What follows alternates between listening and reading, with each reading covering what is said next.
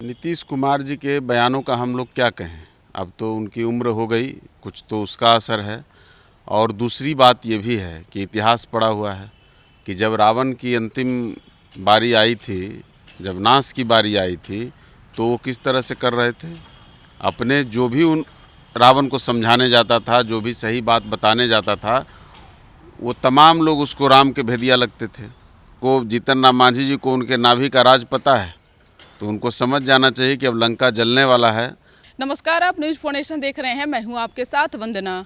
जब से हम पार्टी महागठबंधन से अलग हुआ है, तब से तमाम तरह का ब्लेम महागठबंधन की ओर से हम पार्टी पर लगाया जा रहा है। बता दें कि बिहार के मुख्यमंत्री नीतीश कुमार ने हम पार्टी को बीजेपी का एजेंट तक कह दिया। हमारे साथ बात करने के लिए हैं हम पार्टी के राष्ट्रीय प्रवक्ता श्याम सुंदर जी। कैसे देख रहे हैं नीतीश कुमार के बयानों को? नीतीश कुमार जी के बयानों का हम लोग क्या कहें। अब तो उनकी उम्र हो गई, कुछ तो उसका असर है। और दूसरी बात ये भी है कि इतिहास पड़ा हुआ है कि जब रावण की अंतिम बारी आई थी, जब नाश की बारी आई थी, तो वो किस तरह से कर रहे थे। अपने जो भी उन रावण को समझाने जाता था, जो भी सही बात बताने जाता था, वो तमाम लोग उसको राम के भेदिया लगते थे। और किस तरह से विभीषण को बेइज्जत करके भरे दरबार से बाहर फेंकवा दिया था।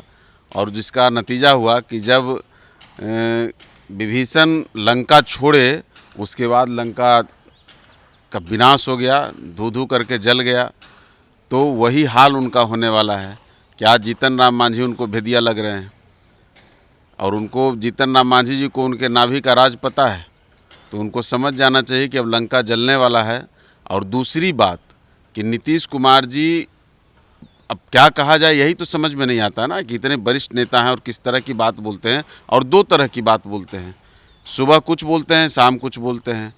एक बार कह रहे हैं कि वो भेदिया था, हमारी बातों को इधर से उधर कर देते और क्या कुछ इन तरह की बात। और एक तरफ कह रहे हैं कि हम लोग कह रहे थे कि साथ आ जाइए। तेरे भाई, आपके साथ अगर चले जाते तब तो और ज़्यादा भेदिया होते। अभी तो मीटिंग में बैठते, अब पटिए में जब चले जाते तब तो आपके हर बात को उधर से उधर पहुंचा देते। तब समझिए कि वो लोग तय नहीं कर पा रहे हैं कि जीतन राम मांझी उनके लिए भेदिया थे या जीतन राम मांझी उनकी ताकत बनते। और कितना खौफ है कि आप देख रहे होंगे कि कार्तिक मास्टर ने कब इस्तीफ़ा दिया, सुधाकर सिंह ने कब इस्तीफ़ा दिया, तो वो कोटा नहीं भरा जा रहा है। A to Z की बात करने वाले तेजस्वी यादव को भूमिहार राजपूत में मंत्री बनाने का कहिए या तो मन नहीं है, बहाना मिल गया कि अपना बना भी दिए और बाहर भी कर दिए। तो A to Z की बात भी वो अपना देखें। और दूसरी तरफ मांझी का खौफ ऐसा कि इस्तीफ़ा दिया नहीं कि 2 घंटा के अंदर रत्नेश सदा को बुला लिया गया। तो कई तरह का जो वो लोग आपस में ही उलझे हुए हैं कि आखिर वो चाहते क्या हैं, बोलते क्या हैं, करते क्या है, ये पता नहीं चल पा रहा है। नीतीश कुमार यह भी कहते नजर आए कि अगर हम जीतन राम मांझी को और महागठबंधन का हिस्सा बनाकर रखते तो हमें नुकसान होता। नुकसान इस बात की कि 23 जून को बैठक होने वाली है और ये सारा भेद जो है बीजेपी तक पहुंचा देते। वही बात तो मैंने कहा कि रावण का जब नाश का बारी आया तो उसको हर वैसा आदमी भेदिया लगने लगा जो उसका शुभचिंतक था। तो आज उनको जीतन राम मांझी भेदिया लग रहे हैं। यही जीतन राम मांझी अगर 220 में, जिसको छोटी दुकान राष्ट्रीय रजनीगंधा अध्यक्ष जी कह रहे थे कि 2020 में अगर ये छोटी दुकान उनके साथ खड़ी नहीं होती तो उनका क्या होने वाला था उनको पता है। तो छोटे लोग, छोटे दुकानदार, छोटी पार्टियां सब उनकी आंखों में खटकते हैं। लेकिन श्याम सुंदर जी, बिहार सरकार में मंत्री हैं अशोक चौधरी, उन्होंने भी आप पर तीखा प्रहार उन पर क्या बोला जाए। लैंडलेस नेता हैं, कहीं कुछ है नहीं, झोला ढो रहे हैं, बड़े मॉल के कर्मचारी लोग हैं, यही ना काम करते हैं। अशोक चौधरी जी कहीं से चुनाव लड़ने का हिम्मत हो रहा है। राजो बाबू ने उनके पिताजी को स्थापित कराया बरबीघा में, और उसके बाद देखिए वो तो उनके भी नहीं हुए, राजो बाबू के भी नहीं हुए। उनके साथ उन्होंने क्या किया नहीं किया राम जाने, लेकिन कोर्ट को मैनेज करने के लिए उनके पोता को उन्होंने इस्तेमाल किया, सुदर्शन जी को इस्तेमाल किया राजनीतिक रूप से, कांग्रेस पे फोड़ करके लाए यहाँ। और उसके बाद जब केस ख़त्म करवा लिया तब देखिए उनको भी लात मार के भगा दिया।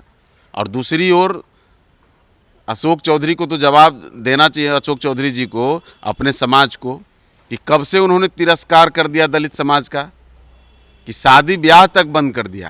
कैसे दलित नेता हैं कि दलित परिवार में अब वो शादी तक नहीं करते, ना अपनी की ना अपने बच्चों की कर रहे हैं। और तो और वो रहने वाले कहाँ के हैं ज़रा पूछिएगा, हो सकता है आप लोग को भी नहीं पता होगा। राजनीतिक ज़मीन भले उनकी राजू बाबू ने तैयार की थी बरबीघा में, रहने वाले जहानाबाद के थे। और जिस दलित बस्ती में जन्म लिया, दलित परिवार में जन्म लिया, उस ज़मीन की भी उन्होंने कीमत नहीं रखी। वो ज़मीन भी बेच दिया, वो मकान भी बेच दिया, वो गांव भी छोड़ दिया, क्योंकि उनको दलितों के बीच में अब रहना पसंद नहीं है। और वो दलित के मसीहा बन रहे हैं। पैर पकड़ के और चाटुकारी करके, गणेश परिक्रमा करके नेता बने रहे हैं। सब पार्टी में तो अपने घूम चुके हैं और दूसरे पर सवाल उठा रहे हैं। उनको तो डूब मरना चाहिए। मैं तो पूरी मतलब गुस्सा आता है कि कैसे कोई ऐसे बोलता है। जीतन राम मांझी की हैसियत नाप रहे हैं। जब वो हाफ पैंट पहन के चलते होंगे तब जीतन राम मांझी बिहार सरकार में कबीना मंत्री मतलब मंत्रालय को सुशोभित कर रहे थे। जीतन राम मांझी की हैसियत वो नापेंगे? जनता ने बताया कि जीतन राम मांझी की हैसियत क्या है। जीतन राम मांझी नहीं होते, यही अशोक चौधरी जी ना घूम रहे थे सबके यहाँ गली गली समर्थन जुटाने के लिए। निर्दलीय विधायक के घर जाके अपनी गाड़ी से ला रहे थे, तो कहीं बसपा को तोड़ने का काम, यही छोटी छोटी दुकानें नीतीश कुमार के अस्तित्व को बचाने का काम किया था। और आज ये लोग हैसियत और क्या क्या बोल रहे हैं। और उनको ये समझ में आना चाहिए था कि किसको गाली दी जा रही है। दलित की इतनी हैसियत नहीं है कि मुख्यमंत्री बन सकता है, सपना में भी नहीं सोच सकता है।